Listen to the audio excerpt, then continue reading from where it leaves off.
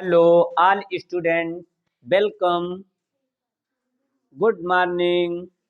अब हम लोग मैथ की क्लास में चलते हैं। जो मैथ की क्लास में सबसे अर्थमेटिक में फर्स्ट टॉपिक बनता है आपका प्रतिशतता। प्रतिशतता में हम पढ़ेंगे प्रतिशत के बारे में। पिछली क्लास में हम पढ़ा चुके हैं आपको कि परसेंटेज है क्या चीज और परसेंटेज को किस तरह बेसिकली हम लोग सवाल को लगाते हैं।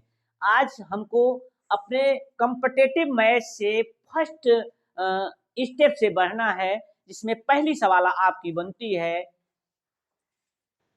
यदि ए की आय बी की आय से x% अधिक है तो बताइए बी की आय ए की आय से कितने परसेंट कम है। यदि ए की आय बी की आय से कितना अधिक है, x%। अब देखिए, लिखना तो नहीं पड़ेगा। ए की आय बी की आय से x% अधिक है तो बताइए बी की आय ए की आय से कितने परसेंट कम है। तो इसके लिए आप लिखेंगे प्रतिशत कमी बराबर वृद्धि गुणे 100, वृद्धि गुणे 100 बटे 100 प्लस वृद्धि। इस बात का ध्यान रखेंगे। इसको लिख सकते हैं x इंटू 100 अपान 100 प्लस x। ये आपका फार्मूला बनेगा। अब इस सवाल को लगाने के लिए इसकी देखिए, मैंने बताया कि मैथमेटिक्स में लैंग्वेज की बहुत बड़ी बात होती है, बहुत बड़ा फैक्टर लैंग्वेज होता है। अगर आप लैंग्वेज समझ गए तो कोई ऐसी सवाल नहीं होगी जो आप नहीं लगा पाएंगे। जैसे पहली सवाल हमारी है कि यदि ए की आय बी की आय से 25% अधिक है तो बताइए बी की आय ए की आय से कितने परसेंट कम है। यदि ए की आय बी की आय से ए की आय बी की आय से 25% अधिक है, 25% अधिक है, तो बताइए बी की आय ए की आय से कितने परसेंट कम है। बी की आय ए की आय से कितने परसेंट कम है, कितने परसेंट कम है। अब इस चीज के लिए मैंने फार्मूला बता दिया है। यही लैंग्वेज दूसरे रूप में देखिए, या ऐसा भी कहा जाता है किसी सामान की कीमत में, किसी सामान की कीमत में, किसी सामान की कीमत में 25% की वृद्धि हो जाने पर, 25% की वृद्धि हो जाने पर व्यक्ति अपने खपत को कितने परसेंट कम कर दे, खपत को कितने परसेंट कम कर दे, अपने खपत को कितने परसेंट कम कर दे कि उसका खर्च वही का वही बना रहे, कर दे कि उसका खर्च वही का वही बना रहे, उसका खर्च वही का वही बना रहे। इस चीज को आपको ध्यान देना है। देखिए, दोनों सवाल एक है, लगना एक ही तरीके से है, लेकिन लैंग्वेज देखिए, लैंग्वेज की प्रॉब्लम कितनी है। यहां कहा जा रहा है कि यदि ए की आय बी की आय से 25% अधिक है तो बताइए बी की आय ए की आय से कितने परसेंट कम है। जबकि दूसरी वही सवाल दूसरे रूप में कैसे रखी गई है आपके सामने कि किसी सामान की कीमत में 25% की वृद्धि हो जाने पर व्यक्ति अपने खपत को कितने परसेंट कम कर दे कि उसका खर्च वही का वही बना रहे। अब इसके लिए आप तुरंत रखिए, इसी फार्मूले पर रख दीजिए। इस फार्मूले पर रखने के लिए आप क्या करेंगे, तुरंत जो है रखेंगे कि 25 गुणे 100 बटे 100 प्लस 25, अर्थात ये कितना हो जाएगा, 25 गुणे 100 बटे 125।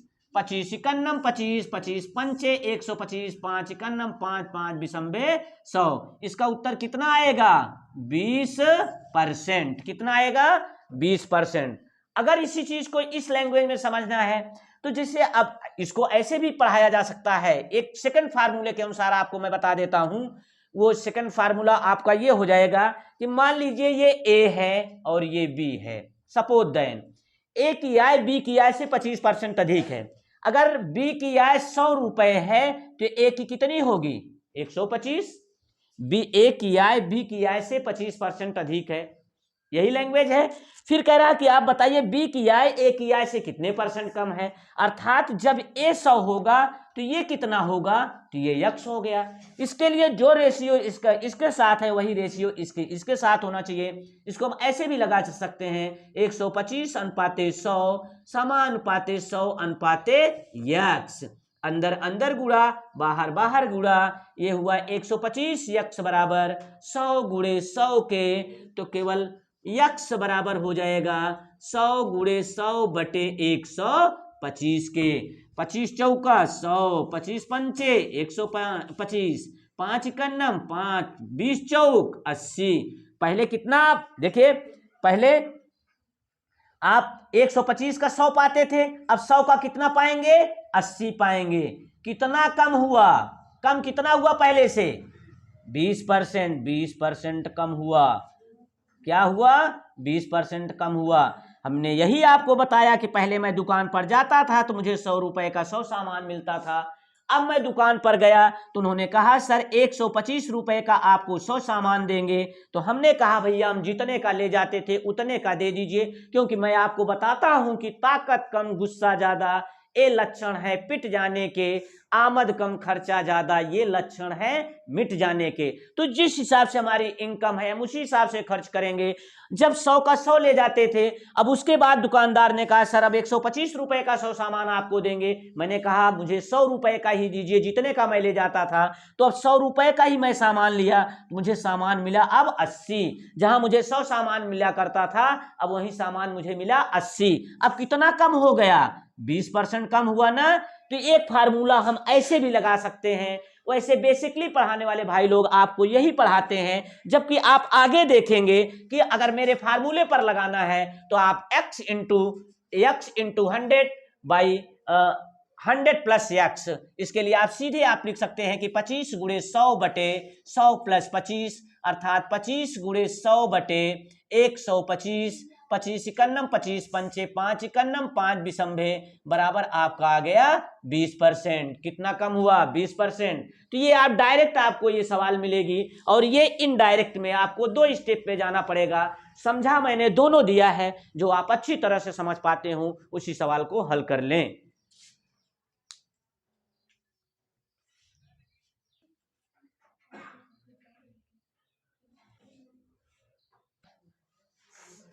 अब आप देख रहे हैं जो दूसरी सवाल आपके सामने आई हुई है, वो दूसरी सवाल है किसी सामान की कीमत में 20% की वृद्धि हो जाने से एक व्यक्ति अपने खपत में कितने परसेंट की कमी कर दे कि उसके खर्च में मात्र 8% की वृद्धि हो। इसके पहले आपने पढ़ा कि उसका खर्च वही का वही बना रहे, अब आप पढ़ रहे हैं कि उसके खर्च में मात्र कितने परसेंट की वृद्धि हो, 8% की वृद्धि हो। समझने की बात है। देखिए अगर जो फर्स्ट एंगल मैंने बताया था कि मान लीजिए मैं पहले जाता था तो मुझे 100 रुपए का 100 सामान मिलता था, अब मैं जब गया तो कहा कि 120 रुपए का आपको सर 100 सामान मिलेगा। मैंने कहा कि अब अगर उतने का ही ले जाते हैं पहले की तरह कि उतने का ही सामान दे दीजिए तो हमें सामान बहुत कम मिलेगा, मेंबर मेरे यहाँ ज़्यादा हैं, इसलिए वो उचित नहीं होगा। तो मैंने अपना खर्च भी थोड़ा सा बढ़ा लिया।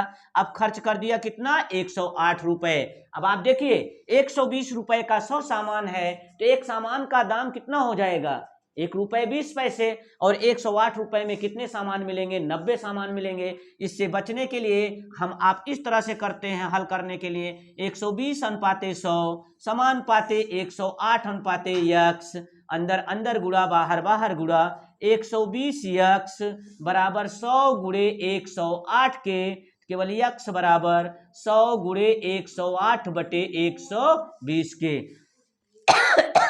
1 0 1 0 से कट गया, 12 नवैया 108, 9 दहम्मा 90, x बराबर कितना आ गया 90। अब कितना सामान मिलेगा, 90। कितना कम हुआ, 10, अर्थात 10% की कमी करनी पड़ेगी, 10% की कमी करनी पड़ेगी। देखिए आप ध्यान दीजिए, ये आपका आंसर आ गया। लेकिन इसी चीज को हम ग्राफ सिस्टम लगा लेते हैं। ये देखिए पहले 100 रुपए का सामान था, अब सामान हुआ 120 का। अब मैंने अपना खर्च बढ़ा दिया, 8% 108 हुआ, अंतर कितने का आया, 12 का। इसका फार्मूला हो जाएगा अंतर गुणे 100 बटे 100 प्लस प्रथम वृद्धि, 100 प्लस प्रथम वृद्धि, जिसमें आप देख रहे हैं अंतर 12 गुणे 100 बटे 100 प्लस 20 अर्थात 12 गुणे 100 बटे 120, 12 इकन्नम 12 दहम्मा 10 इकन्नम 10 दहम्मा बराबर कितना आ गया 10%। कितना आया? ये सीधे आंसर आ गया। यहां आपने देखा कि ये सीधे आपको 10% आंसर मिला और ये फर्स्ट सिस्टम है और ये सेकंड। आप चाहे इस तरीके से लगाएं चाहे इस तरीके से लगाएं, उत्तर ये सीधे आपको 10% आ गया, एक ही स्टेप में आ गया और यहां पर आपको 2 स्टेप जाना पड़ा। इसलिए जो भी आपको अच्छा लगे उस नियम को आप अडॉप्ट कर लीजिए। इस तरह से आप देखेंगे, हर पॉइंट को देखते चलिए, क्योंकि जैसे जैसे सवाल आगे बढ़ते जाएंगे वैसे वैसे सिस्टम पूरे बदलते जाएंगे। अब आप देखेंगे कि दुकानदार की आय पर क्या प्रभाव पड़ेगा, उससे रिलेटेड क्वेश्चन किस तरह से आता है उसके लिए हमने फार्मूला लिखाया है। देखिए, किसी सामान की कीमत में A% की वृद्धि हो जाने पर उसके यहाँ ग्राहकों की संख्या में B% की वृद्धि हो जाती है। दुकानदार की आय पर क्या प्रभाव पड़ेगा, उसके लिए plus A plus B plus AB by 100। समझ रहे नहीं? ये पहला formula, plus A plus B plus AB by 100। इसी तरह से दूसरा है, किसी सामान की कीमत में A% की वृद्धि हो जाती है, दुकानदार के यहाँ ग्राहकों की संख्या में B% की कमी हो जाती है, उसके आय पर क्या प्रभाव पड़ेगा, तो इसके लिए plus A minus B minus AB by 100। यहां देखिए दोनों तरफ वृद्धि हो रही थी, इसलिए plus A plus B plus AB by 100। यहां देखिए आपको एक तरफ वृद्धि हो रही थी, दूसरी तरफ कमी हो रही थी, तो plus A minus B minus AB by 100। इसी तरह से जब तीसरा फार्मूला बनेगा तो उसमें पढ़ाया जाएगा कि किसी सामान की कीमत में A% की वृद्धि कमी हो जाने पर उसके यहाँ ग्राहकों की संख्या में भी B% की कमी हो जाती है। दोनों तरफ कमी, किसी सामान की कीमत में A% की कमी हो जाने के कारण उसके यहाँ ग्राहकों की संख्या में भी B% की कमी आ जाती है, तो बताइए उसकी आय पर क्या प्रभाव पड़ेगा, जिसके लिए आप minus A minus B minus minus का गुणा प्लस AB बाई 100, ये आपका तीसरा फार्मूला बनेगा। क्या बनेगा? तीसरा। ये आपका फर्स्ट हुआ, ये आपका सेकंड हुआ, ये आपका थर्ड हुआ। जो चौथा फार्मूला बनेगा, किसी सामान की कीमत में A% की कमी आ जाने के कारण उसके यहाँ ग्राहकों की संख्या में B% की वृद्धि हो जाती है, बताइए उसकी आय पर क्या प्रभाव पड़ेगा। तो उसको समझने के लिए हम करेंगे minus A plus B minus plus का गुणा माइनस AB बाई 100। ये आपका चौथा फार्मूला हुआ। इस तरह से आप 4 फार्मूले को देख रहे हैं। पहला है plus A plus B plus AB by 100, दूसरा है plus A minus B minus AB by 100, तीसरा है minus A minus B plus AB by 100, चौथा है minus A plus B minus AB by 100। इस तरह से आपको 4 फार्मूले मिलेंगे। उन 4 फार्मूलों के माध्यम से आपको ये आगे की सवालें पढ़ने को मिलेंगी। इस बात को आपको ध्यान में रखना होगा कि किन फार्मूलों का कहाँ उपयोग किया जाना है, उसको हम जरूर उसका उपयोग करके अपने समस्या का हल ले लें। इस बात का बहुत बाखूबी ध्यान रखना होगा आपको।